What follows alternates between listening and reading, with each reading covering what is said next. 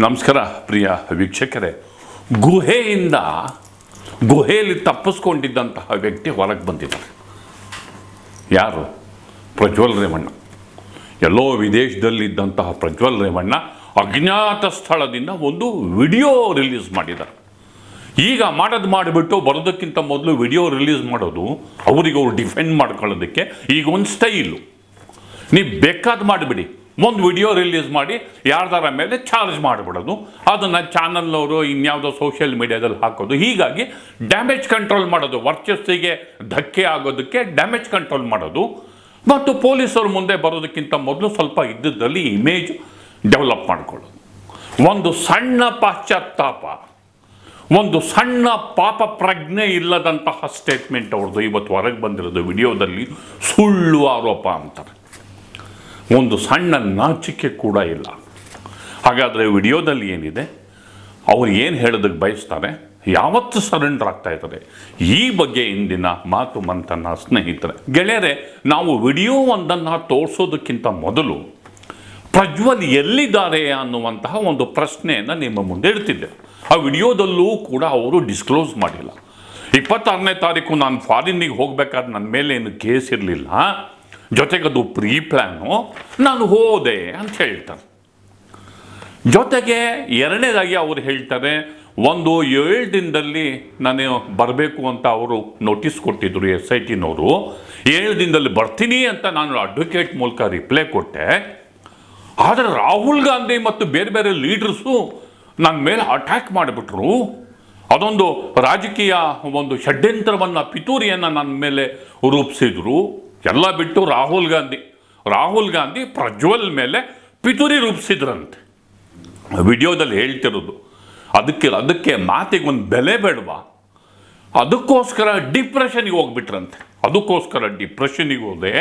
ಅದಕ್ಕೋಸ್ಕರ ಐಸೋಲೇಷನಿಗೆ ಹೋದೆ, ಹೀಗಾಗಿ ಬರಲಿಲ್ಲ ಅಂದರೆ ಅವ್ರು ಬರ್ದಲೇ ಇರೋದಕ್ಕೆ ರಾಹುಲ್ ಗಾಂಧಿ ಕಾರಣ ಅಂತಾರೆ ಪ್ರಜ್ವಲ್. ಈಗ ಅವ್ರದ್ದೊಂದು ಪ್ರತಿಕ್ರಿಯೆ ನೋಡೋಣ. 26ನೇ ತಾರೀಕು ನಾನು ಫಾರಿನ್ಗೆ ಹೋಗೋದು ಕೂಡ ಇದು ಮುಂಚೆನೇ ಪ್ರೀ ಪ್ಲಾನ್ ಆಗಿತ್ತು. ಹಾಗಾಗಿ ನಾನು ಫಾರಿನ್ಗೆ ಹೊರಟಾದ ಮೇಲೆ 3-4 ದಿನದ ನಂತರ ನಾನು ಯೂಟ್ಯೂಬ್ ನೋಡೋವಂಥ ಸಂದರ್ಭದಲ್ಲಿ, ನ್ಯೂಸ್ ಚಾನೆಲ್ ನೋಡೋವಂಥ ಸಂದರ್ಭದಲ್ಲಿ ನನಗೆ ಈ ಮಾಹಿತಿ ದೊರಕುವಂಥ ಕೆಲಸ ಆಯಿತು. ಮಾಹಿತಿ ದೊರಕಿದ ಮೇಲೆ ನಂತರ SITನೂ ಕೂಡ ಏನು ಒಂದು ನೋಟಿಸ್ ಕೊಡೋವಂಥ ಕೆಲಸ ಮಾಡಿತು. ಆ SIT ನೋಟಿಸ್ಗೂ ಕೂಡ ನಾನು ಎಕ್ಸ್ ಖಾತೆ ಮುಖಾಂತರ ಮತ್ತು ನನ್ನ ಲಾಯರ್ ಮುಖಾಂತರ ನಾನು 7 ದಿನ ಸಮಯ ಅವಕಾಶ ಕೇಳಿದ್ದೆ. 7 ದಿನ ಸಮಯ ಅವಕಾಶ ಕೇಳಿದ ಮೇಲೆ ಕೂಡ ಅದು ಮಾರನೇ ದಿನನೇ ಏನು ಕಾಂಗ್ರೆಸ್ಸಿನ ಹಿರಿಯ ನಾಯಕರಾದಂಥ ರಾಹುಲ್ ಗಾಂಧಿ ಅವರು ಮತ್ತು ಹಾಗೂ ಎಲ್ಲ ಹಿರಿಯ ನಾಯಕರುಗಳು ಏನು ಓಪನ್ ವೇದಿಕೆಗಳಲ್ಲಿ ಈ ಒಂದು ವಿಚಾರಗಳನ್ನ ಪ್ರಚಾರ ಮಾಡೋದಕ್ಕೆ ಪ್ರಾರಂಭ ಮಾಡಿದ್ರು, ಚರ್ಚೆ ಮಾಡೋದಕ್ಕೆ ಪ್ರಾರಂಭ ಮಾಡಿದ್ರು, ಒಂದು ರಾಜಕೀಯದ ಪಿತೂರಿ ಮಾಡೋವಂಥ ಕೆಲಸನ ಮಾಡಿದ್ರು. ಇದೆಲ್ಲ ನೋಡಿದಂಥ ಸಂದರ್ಭದಲ್ಲಿ ನಾನು ಡಿಪ್ರೆಷನ್ಗೆ ಹೋಗುವಂಥ ಕೆಲಸ ಆಯಿತು, ಐಸೋಲೇಷನ್ಗೆ ಹೋಗುವಂಥ ಕೆಲಸ ಮಾಡಿಕೊಂಡೆ. ಹಾಗಾಗಿ ನಾನು ಮೊದಲನೇದಾಗಿ ನಿಮ್ಮೆಲ್ಲರನ್ನೂ ಕ್ಷಮಾಪಣೆ ಕೇಳಿದೆ, ದಯವಿಟ್ಟು ಕ್ಷಮಿಸಿ ಅಂತ ಕೇಳಿದೆ. ನಾನು ಮಾತಿಗೆ, ತನ್ನನ್ನು ತಾನು ಡಿಫೆಂಡ್ ಮಾಡಿಕೊಳ್ಳುವಂತಹ ರೀತಿಗೆ, ತಾನು ಮಾಡಿರುವಂತಹ ಲುಚ್ಚ ಕೆಲಸಕ್ಕೆ ಒಂದು ಸ್ವಲ್ಪನಾದರೂ ನಾಚಿಕೆ ಇರಬೇಕಾ? ಅದರ ಪ್ರಸ್ತಾಪನೆ ಇಲ್ಲದೆ ಹೇಳಬೇಕು, ಬರ್ತಿದ್ದೀನಿ 30ನೇ ತಾರೀಕು SIT ಮುಂದೆ ಬರ್ತೀನಿ, ಕಾನೂನು ಹೋರಾಟ ಮಾಡ್ತೀನಿ, ಗಂಭೀರವಾಗಿ ಒಂದು ಪ್ರತಿಕ್ರಿಯೆಯನ್ನು ಕೊಡಬೇಕು. ಆದರೆ ಕಾನೂನಿನ ವ್ಯಾಪ್ತಿನಲ್ಲಿ ಇಂಥದ್ದೊಂದು ವಿಡಿಯೋ ಲೆಕ್ಕಕ್ಕೆ ಬರುತ್ತಾ? ಖಂಡಿತ ಇಲ್ಲ. ಕಾನೂನಿನ ದೃಷ್ಟಿನಲ್ಲೂ ಕೂಡ ಈ ವಿಡಿಯೋನ ಎವಿಡೆನ್ಸು ಅಂತ ಪರಿಗಣಿಸೋಕ್ಕೆ ಸಾಧ್ಯ ಇಲ್ಲ. ಹೀಗಿರಬೇಕಾದ್ರೆ ಇಂಥದ್ದೊಂದು ಸ್ಟೇಟ್ಮೆಂಟನ್ನು ಕೊಡೋದ್ರ ಮೂಲಕ ಅವರೇ ಡಿಫೆಂಡ್ ಮಾಡಿಕೊಳ್ಳುವಂತಹ ಯತ್ನವೇ ಹೊರತು ಇದು ಸಾರ್ವಜನಿಕವಾಗಿ ದಿಕ್ತಪ್ಪಿಸುವಂತಹ ಯತ್ನವೇ ಹೊರತು ಇದರಲ್ಲಿ ಎಷ್ಟು ಮಟ್ಟಿಗೆ ಸಾಚಾತನ ಅಡಗಿದೆ ಅನ್ನೋದು ನನ್ನ ಮುಖ್ಯವಾದಂತಹ ಪ್ರಶ್ನೆ. ಇಲ್ಲಿ ಅವರು ರಾಹುಲ್ ಗಾಂಧಿನ ಅವರು ಮುಖ್ಯವಾಗಿ ನಾವು ಬರ್ದಲೇ ಇರೋದಕ್ಕೆ ಹೊಣೆಯನ್ನು ಅವರು ಮಾಡ್ತಾರೆ. ಮುಂದುವರೆದು ಹಾಸನಕ್ಕೆ ಹೋಗ್ತಾರೆ. ಹಾಸನದಲ್ಲಿ ಕೆಲವು ಘಟನೆಗಳನ್ನ ಉಲ್ಲೇಖ ಮಾಡಿ ಅವ್ರು ಹೇಳೋದೇನು ಅಂದರೆ, ಹಾಸನದಲ್ಲಿ ನನಗೆ ಆಗದಲೇ ಇರುವಂತಹ ಎಲ್ಲ ಶಕ್ತಿಗಳು ಒಂದಾದವು ಅಂತ ಹೇಳ್ತಾರೆ. ಎಲ್ಲ ಶಕ್ತಿಗಳು ಒಂದಾಗಿ ನನ್ನನ್ನು ಮುಗಿಸುವಂತಹ ಯತ್ನಕ್ಕೆ ಕೈ ಹಾಕಿದ್ವು ಅಂತ ಹೇಳ್ತಾರೆ. ಈಗ ಆ ಪ್ರತಿಕ್ರಿಯೆ ನೋಡೋಣ ಬನ್ನಿ. ಹಾಸನದಲ್ಲಿ ಅವ್ರಿಗೇನೋ ಮುಗಿಸೋದಕ್ಕೆ ಎಲ್ಲ ಶಕ್ತಿಗಳು ಒಂದಾದವು ಅಂತಾರಲ್ವಾ, ನೋಡೋಣ. ಅದಾದ ನಂತರ ಹಾಸನಲ್ಲೂ ಕೂಡ ಕೆಲವು ಶಕ್ತಿಗಳು ಎಲ್ಲ ಒಟ್ಟಿಗೆ ಸೇರಿಕೊಂಡು ಇವತ್ತು ನನ್ನ ಮೇಲೆ ರಾಜಕೀಯದ ಒಂದು ಪಿತೂರಿ ಮಾಡೋವಂಥ ಕೆಲಸ ಮಾಡೋವಂಥದ್ದು ಇರ್ಬೋದು. ರಾಜಕೀಯವಾಗಿ ನಾನು ಏನು ಬೆಳೀತಾ ಇದ್ದೀನಿ, ನನ್ನ ಕುಗ್ಗಿಸ್ಬೇಕು ಅನ್ನೋ ಒಂದು ರೀತಿಯಲ್ಲಿ ಇವತ್ತು ಏನೇನೋ ಒಂದು ಪ್ರಕರಣಗಳಲ್ಲಿ ಅವರು ಎಲ್ಲರೂ ಕೂಡ ಒಂದು ಭಾಗಿಯಾಗುವಂಥ ಕೆಲಸಗಳನ್ನ ಮಾಡಿಕೊಂಡ್ರು. ಹಾಗಾಗಿ ಇವನ್ನೆಲ್ಲ ನೋಡಿದಂಥ ಸಂದರ್ಭದಲ್ಲಿ ಇದ್ದಿದ್ದು ಇನ್ನ ಒಂದು ಆಘಾತ ಆಗೋಂಥ ಕೆಲಸ ಆಗಿ ನಾನೇ ಒಂಚೂರು ದೂರ ಇದ್ದೆ. ಈಗ ಹಾಸನದಲ್ಲಿ ಏನಾಯಿತು ಅನ್ನೋದನ್ನು ಅವರು ಅವ್ರದೇ ರೀತಿಯಲ್ಲಿ ಹೇಳಿದರು. ಹಾಸನದಲ್ಲಿ ಅವ್ರನ್ನ ಮುಗಿಸೋದಕ್ಕೆ ಎಲ್ಲ ಶಕ್ತಿಗಳು ಒಂದಾದ್ವು ಅಂದರೆ ಅದರ ಅರ್ಥ ಏನು? ಅದು ನನ್ನ ಪ್ರಶ್ನೆ. ಎಲ್ಲ ಶಕ್ತಿಗಳು ಅಂದರೆ ಯಾರು? ಈಗ ಅವರು ಎದುರಾಳಿ ಯಾರು? ಅವರು BJP ಮತ್ತು JDSನ ಕ್ಯಾಂಡಿಡೇಟು, ಮೈತ್ರಿಕೂಟದ ಕ್ಯಾಂಡಿಡೇಟು. ಅವರ ವಿರುದ್ಧ ಇದ್ದದ್ದು ಯಾರು? ಕಾಂಗ್ರೆಸ್ಸು. ನೇರವಾಗಿ ಕಾಂಗ್ರೆಸ್ಸು ಪಿತೂರಿ ಮಾಡ್ತು ಅಂತ ಹೇಳ್ಬೋದಿತ್ತು. ಅವ್ರು ಹಂಗೆ ಹೇಳಿಲ್ಲ. ಎಲ್ಲ ಶಕ್ತಿಗಳು ಒಂದಾದವು ಅಂದರೆ ಸ್ಥಳೀಯ ಕಾಂಗ್ರೆಸ್ಸು ಮತ್ತು ಸ್ಥಳೀಯ BJPಗಳು ಪ್ರಜ್ವಲ್ರನ್ನ ಮುಗಿಸೋದಕ್ಕೆ ಒಂದಾದ್ವಾ? ಅಲ್ಲಿ BJP ಕೂಡ ಹಾಸನದಲ್ಲಿ ಸ್ಥಳೀಯ BJP ನಾಯಕರು ಕೂಡ ಪ್ರಜ್ವಲ್ ಮೇಲೆ ಕತ್ತಿ ಮಸಿಯೋದಕ್ಕೆ ಈ ಒಂದು ಪೆನ್ ಡ್ರೈವನ್ನು ಬಹಿರಂಗಪಡಿಸೋದಕ್ಕೆ ಪ್ರಯತ್ನನ ಪಟ್ರ? ನನ್ನ ಪ್ರಶ್ನೆ ಅಲ್ಲ, ಪ್ರಜ್ವಲ್ ಅವರು ತಮ್ಮ ಸ್ಟೇಟ್ಮೆಂಟಿನ ಮೂಲಕ ಅವರು ಎತ್ತಿರುವಂತಹ ಪ್ರಶ್ನೆ, ವಿಡಿಯೋ ಮೂಲಕ ಅವರು ಎತ್ತಿರುವಂತಹ ಮುಖ್ಯವಾದಂತಹ ಪ್ರಶ್ನೆ. ಆಯಿತು, ಇನ್ನು ಇಂಪಾರ್ಟೆಂಟ್ ಬರ್ತೀನಿ.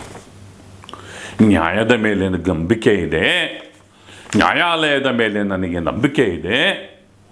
ಸುಳ್ಳು ಆರೋಪಗಳು ಅಂತಾರೆ, ಸುಳ್ಳು ಆರೋಪಗಳು, ಸುಳ್ಳು ದೂರುಗಳು ಅಂತಾರೆ.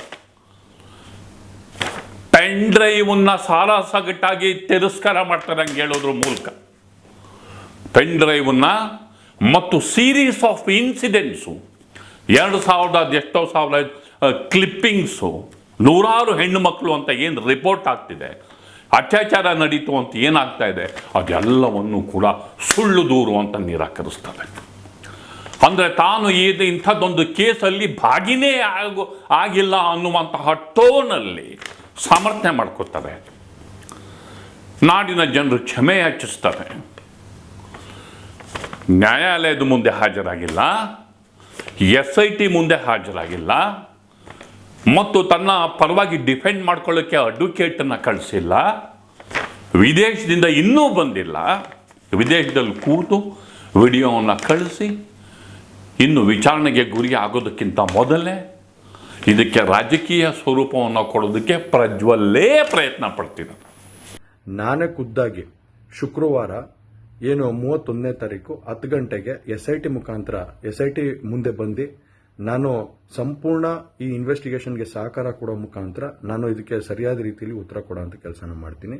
ಹಾಗೆ ನ್ಯಾಯಾಲಯದ ಮೇಲೆ ನನಗೆ ನಂಬಿಕೆ ಇದೆ. ಖಂಡಿತವಾಗ್ಲೂ ಕೂಡ ನಾನು ಈ ಒಂದು ಏನು ಸುಳ್ಳಿನ ಪ್ರಕರಣಗಳಿದಾವೆ, ಈ ಸುಳ್ಳು ಪ್ರಕರಣದಿಂದ ಆಚೆ ಬರೋಂಥ ಕೆಲಸನ ನ್ಯಾಯಾಲಯದ ಮುಖಾಂತರನೇ ಮಾಡ್ಕೋತೀನಿ ಅನ್ನೋ ಒಂದು ನಂಬಿಕೆ ನನ್ನಲ್ಲಿ ಏನಿದೆ.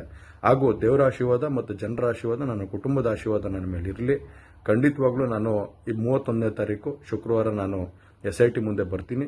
ಬಂದ ನಂತರ ನಾನು ಇದಕ್ಕೆಲ್ಲದಕ್ಕೂ ಕೂಡ ಈ ಒಂದು ಇದಕ್ಕೆ ತಲೆ ಎಳೆಯುವಂಥ ಕೆಲಸನ ಮಾಡ್ತೀನಿ. ನನ್ನ ಮೇಲೆ ನಂಬಿಕೆ ಇರಲಿ ಅಂತ ಹೇಳಿ ನಿಮ್ಮನ್ನೆಲ್ಲರನ್ನೂ ಕೋರ್ತಾ ನಾನು ಧನ್ಯವಾದ ಹೇಳಕ್ಕೆ ಇಷ್ಟಪಡ್ತೀನಿ. ಧನ್ಯವಾದ. ನಾನು ಈ ವಿಚಾರದಲ್ಲಿ ದೇವೇಗೌಡರ ಹೆಸರನ್ನಾಗಲಿ ಕುಮಾರಸ್ವಾಮಿ ಅವರ ಹೆಸರನ್ನಾಗಲಿ ತರೋದಕ್ಕೆ ಬಯಸಲ್ಲ. ದೇವೇಗೌಡರು ಏನು ಮಾಡ್ತಾರೆ ಇವರು ಮಾಡಿರೋ ಕೆಲಸಕ್ಕೆ? ದೇವೇಗೌಡರು ಅವ್ರ ಕುಟುಂಬನ ಡಿಫೆಂಡ್ ಮಾಡ್ತಾರೆ, ಅವು ಇವು ಅನ್ನೋ ಮಾತುಗಳಿದ್ದಾವೆ. ನಾನು ಆ ವಿಚಾರ ಹೇಳೋದಕ್ಕೆ ಹೋಗಲ್ಲ. ನಾಡಿನ ದಿಗ್ಗಜರು, ನಾಡಿನ ಹಿರಿಯರು ದೇವೇಗೌಡರು ಮತ್ತು ಕರ್ನಾಟಕಕ್ಕೆ ಅವರು ಕೊಟ್ಟ ಕೊಡುಗೆ ಅಭೂತಪೂರ್ವ. ಇಂಥ ವಿಚಾರದಲ್ಲಿ ನಾನು ದೇವೇಗೌಡರನ್ನ ಎಳೆ ತರೋದಕ್ಕೆ ಬಯಸೋದಿಲ್ಲ. ಆದರೆ ಪ್ರಜ್ವಲ್ ನೀಡ್ತಿರುವಂಥ ಸ್ಟೇಟ್ಮೆಂಟ್ ಇದೆಯಲ್ಲ, ಬರೋದಕ್ಕಿಂತ ಮೊದಲೇ ನಾನು ನಿರಪರಾಧಿ ಅಂತ. ಇನ್ನು JDSನವರು ಎಲ್ಲ ಸಾವಿರಾರು ಜನ ಏರ್ಪೋರ್ಟಿಗೆ ಹೋಗಿ ಹಾರ ತುರಾಯಿ ಸೇಬಿನ ಹಾರ ಈ JCBನಲ್ಲಿ ಕಟ್ಬಿಟ್ಟು ಸೇಬಿನ ಹಾರ ಹಾಕಿ ಕರ್ಕೊಂಬಂದು SIT ಮುಂದೆ ಹಾಜರುಪಡಿಸ್ಬೇಕಾ ಅವ್ರನ್ನ? SIT ಮುಂದೆ ಆ ಥರ ಮೆರವಣಿಗೆಯಲ್ಲಿ ನೀನು ಮಾಡಿರೋ ಗನಂದಾರಿ ಕೆಲಸಕ್ಕೆ ಬಾರಪ್ಪ ಅಂತೇಳಿ ಅದನ್ನು ಹಾಜರುಪಡಿಸ್ಬೇಕಾ? ಇಂಥದ್ದೊಂದು ಪ್ರಶ್ನೆ ಎದುರಾಗುತ್ತೆ.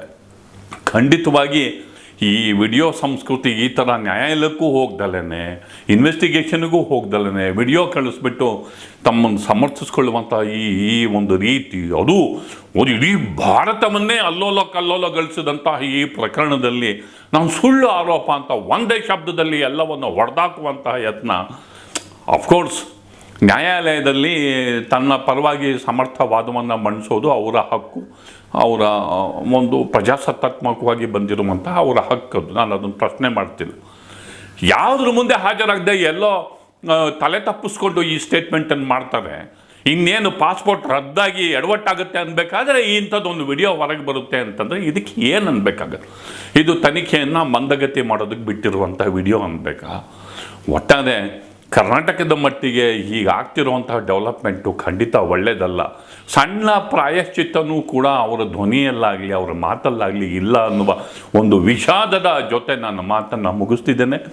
ದಯವಿಟ್ಟು ದಿ ಪೋಸ್ಟ್ ನೋಡಿ, ಲೈಕ್ ಮಾಡಿ, ಶೇರ್ ಮಾಡಿ, ಸಬ್ಸ್ಕ್ರೈಬ್ ಮಾಡೋದಕ್ಕೆ ಮರಿಬೇಡಿ ಗೆಳೆಯರೇ. ನಮಸ್ಕಾರ.